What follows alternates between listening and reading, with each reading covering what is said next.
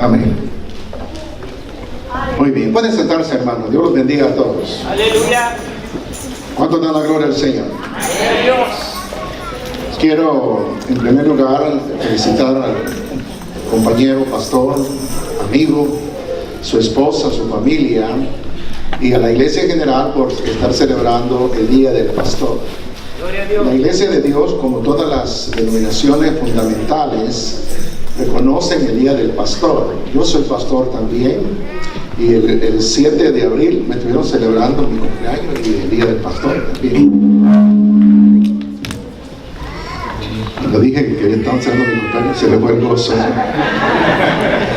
Y agradecemos al Señor por ello. Bueno, ya se dijo bastante, ¿verdad? Y quiero felicitar sobre todo a la iglesia por este reconocimiento. Así tiene que ser.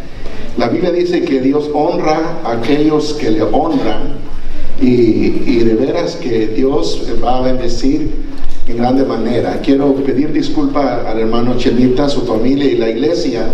Él me invitó a la inauguración de este hermoso templo. Por algunas razones no pude estar. Mi esposa iba a venir conmigo hoy, pero alguien tenía que ir a la iglesia allá con nosotros. Y entonces decidió ella ir a la iglesia y pues yo opté venirme para acá para estar con ustedes. Creo que es la segunda o tercera ocasión que estoy con ustedes, ¿no, Chema? ¿Sí o no? Antes de compartir un poco, vamos a leer Segunda Tesalonicenses. No voy a predicar, me dijeron que no predicara mucho, quizás saben que yo hablo mucho, pero me dijeron que le bajara al asunto, pero quiero decir una pequeña reseña histórica. Hermano José Chema, fue en 1981 que nosotros nos conocimos en el instituto. 83, entonces ya habían pasado 2 años, ¿verdad? Febrero del 83, estábamos estudiando segundo año. Entonces, para que mire que no ando mal en la fecha, no crea que estamos tan viejos, lo que pasa es que pues, ya pasaron algunos años, pero con el hermano José y la hermana Luisa, su esposa, ya tenemos, imagínense, de esa fecha hasta ahora, de conocernos. Nos conocimos en el Instituto Bíblico, un instituto bíblico de la zona oriental de nuestro país, El Salvador, y ahí establecimos una linda amistad con el hermano Chemita y empezamos en diferentes, aunque él era de un departamento diferente y yo de otro, pero el compañerismo que llegamos a hacer como estudiantes de teología en el Instituto Bíblico fue sumamente importante, y desde entonces como que se estableció un eslabón de amistad muy hermoso, y a pesar que pasaron los años, no dejamos de tener esa amistad, y fue acá nuevamente en Houston que nos volvimos a ver después de algunos años que no los habíamos visto, y gracias a Dios pues que Dios permitió conocernos siempre en el trabajo, siempre en la motivación que Dios había puesto muchos años atrás de trabajar en el ministerio, en la obra del Señor. Y mejor aún, pues dentro de lo que es la congregación o el concilio de la iglesia de Dios, aunque pertenecemos a distritos diferentes, pero estamos en el mismo concilio. Y creo que esa parte pues también nos une imagínense, desde el 83 a esta fecha ya han transcurrido varios años. Y tanto él conoce mi familia como yo conozco la familia de él, y sabemos de dónde venimos. Nosotros empezamos a predicar en medio de una situación, de un conflicto bélico en nuestro país, cuando se desató la guerra civil en nuestro país, y en ese tiempo el Señor se le ocurrió llamarnos al ministerio, y fue ahí donde nos formamos en medio de las balas, en medio de los paros de transporte y situaciones que eran difíciles, pero allí el Señor trató con nosotros y aprendimos, estudiamos un poquito la palabra del Señor, aunque no lo hemos aprendido todo, pero aprendimos las cosas básicas en el ministerio, y gracias al Señor por ello. Creo que Dios no nos llamó así de balde. Dios no se equivoca. Dios cuando pone su mirada en alguien es porque en verdad lo llama, lo prepara y lo respalda para su honra y su gloria. Así es que prueba de eso es nuestro hermano Chenita con su familia y toda la iglesia acá en este hermoso templo que el Señor les ha concedido. Yo siento que esta es una parte de la bendición que Dios ha preparado. Hay cosas más grandes que Dios hará con esta iglesia para la honra de Él. Yo creo en ese principio que Dios honra a aquellos que le honran, y como su voluntad es cumplir su palabra en esta tierra. Las almas que son de Él, que serán parte de este rebaño, de este redil, el Señor va a llamar para la gloria de Él. Yo estoy en el sector del South, por el Highway 6 y Bel Air. Ahí me ha puesto el Señor en un lugar bastante duro, conflictivo, pero ahí el Señor me ha puesto. Y he visto también almas redimidas, almas transformadas, jóvenes transformados para la gloria del Señor. Así es que creo que, como digo, el Señor no se ha equivocado, y gracias a Él por su bondad y su misericordia. Alabado sea su nombre. Leemos esta escritura rápidamente y dice la palabra del Señor. Segunda Tesalonicenses capítulo 3 versículo 2. Por lo demás, hermanos, orad por nosotros para que la palabra del Señor corra y sea glorificada, así como lo fue entre vosotros, y para que seamos librados de hombres perversos y malos, porque no es de todo la fe. Una vez más, el verso 2. Para que seamos librados de hombres perversos y malos, porque no es de todos. ¿Qué dice? La fe. Damos la gloria al Señor. Yo estaba pensando, es un dilema cuando a uno le invitan a predicar, ¿qué predicar en este tipo de actividades? Una de las cosas que yo he predicado mucho en los funerales. No sé por qué me invitan, me gusta predicar. Cuando estamos en un funeral me gusta porque la gente, sus sentimientos están a flor de piel y como que captan mejor la palabra del Señor. No es fácil predicar en un evento, sobre todo el día del pastor. Yo decía, ¿a quién le hablo? ¿Quién le predico? ¿Al pastor o las ovejas? Alabado sea el Señor. Entonces, es algo, es un poco complicado, pero hay un tema muy importante que yo he titulado, ¿qué puedo hacer por mi pastor? ¿Qué puedo hacer? Siempre se está hablando qué hay que hacer por las ovejas, qué hay que hacer por algunos líderes, qué hay que hacer por la comunidad, qué hay que hacer por la gente. Y siempre estamos pensando en la ayuda del pastor, siempre estamos pidiendo que el pastor nos ayude. Cuando yo estudié, me llamó la atención de un maestro que dijo, mire, el pastor es todo. El pastor es evangelista, el pastor es misionero, el pastor es médico. El pastor es de todo, hace de todo. Y si yo le contara las experiencias, creo que cada pastor tiene sus experiencias. Cuando yo allá en mi país pastoreaba, me ocurrió algo raro. Me llamó un hermano que su esposa estaba embarazada, pero le dolía el vientre. Y me dijo, pastor, venga a orar por mi esposa que está llorando, le duele su vientre. Y yo, ¿qué digo? ¿Qué voy a hacer? ¿Qué hago? ¿Qué le digo? Entonces, no sé por qué se me vino a memoria en que en la casa alguien le dolió el estómago. Entonces dije yo, algo tengo que hacer. Bueno, y agarré una toalla, la empapé de agua y medio la calenté en el fuego y se puso calentita, y le dije al esposo, póngala en el vientre a su esposa, y la puso, y yo oré, Señor, haz algo en esta mujer para que se sane. Y no cree que se sana la mujer, y dije, se me quitó el dolor. Y todos pues decían que yo era médico, pero no, el médico es el Señor de señores. De todo tiene que hacer uno. Entonces, ¿qué hacer por el pastor? Antes yo quiero brevemente, yo encontré una declaración de una revista que se llama ¿Quién entiende a las ovejas? Así es el título. Y hay algunas declaraciones que tienen que ver con el pastor, porque a veces hay juicios o se juzga mal al pastor. yo creo que no somos perfectos, no hay ningún ministro perfecto, y yo creo que una de las características, a mí me cuesta aceptar mis errores, pero tengo que aceptarlo. Cuando alguien me corrige o alguien me dice que he hecho algo malo, pues tengo que hacerlo, porque esa debe ser una de las principales características de un ministro del Señor, pero no siempre es así. A veces somos mal comprendidos, nos entienden mal, y a veces viene del rebaño, del mismo pueblo del Señor. Y quiero así, a grosso modo, hablar, por ejemplo, de algunas actitudes malentendidas acerca del pastor. Por ejemplo, si el pastor es serio, algunos dicen, si el pastor es serio, qué aburrido es, ¿verdad?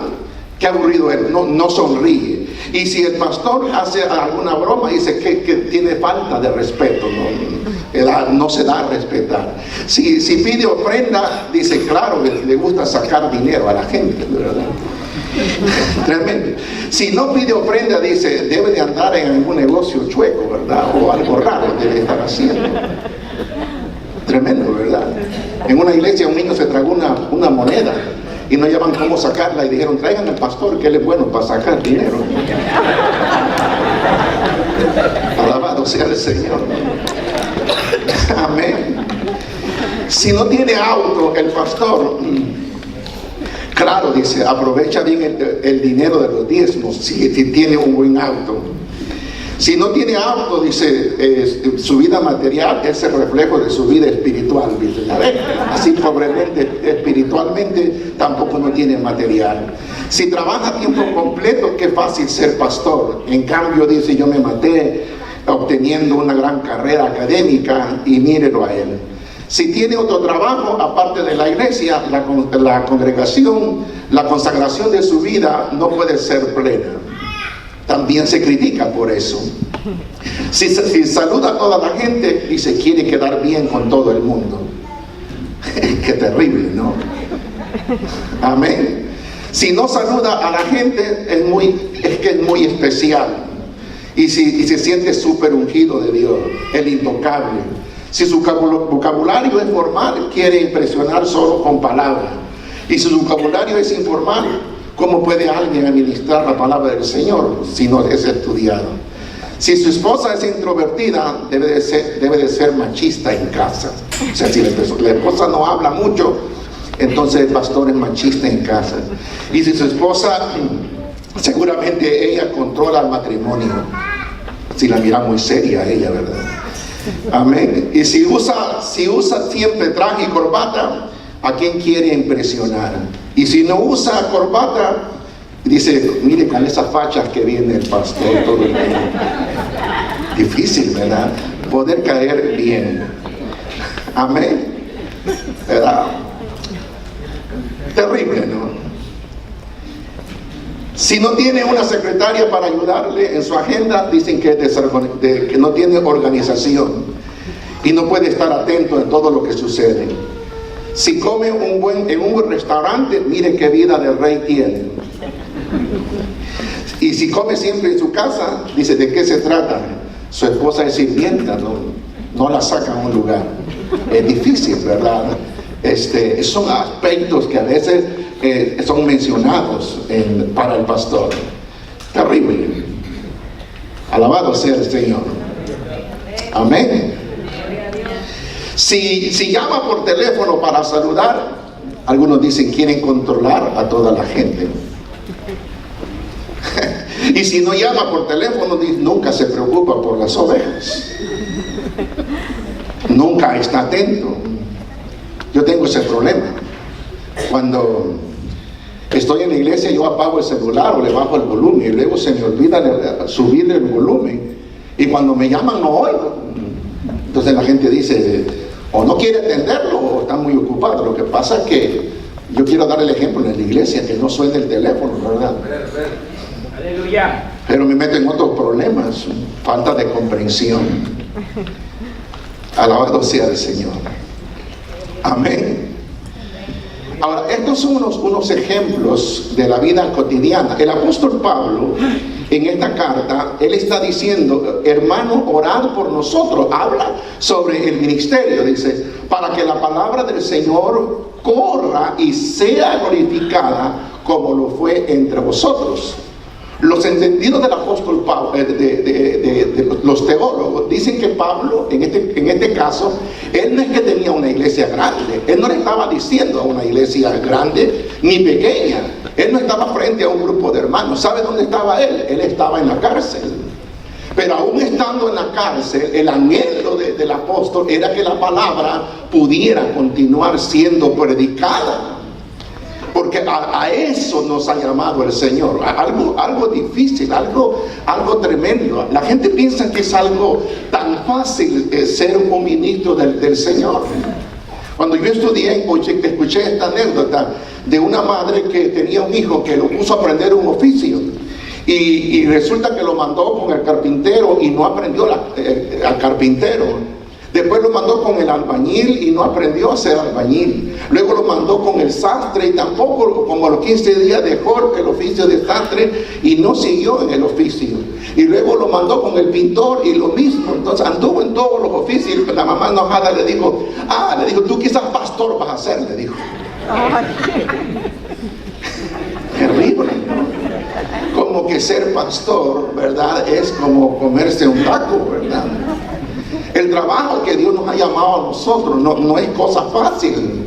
Aunque si bien es cierto, quizás no nos embarramos de aceite, ni de lodo, ni nada, aunque algunas veces sí, pero es un trabajo espiritual, en el mundo espiritual, donde tenemos que enfrentarnos con los demonios, con la oposición. En una guerra, en la guerra literal, cuando los dos enemigos se juntan, miren, los enemigos al primero que quieren eliminar es al jefe, al teniente, al sargento, al coronel. En la guerra espiritual, el diablo, el primero que quiere eliminar, ¿a quién cree? Al pastor.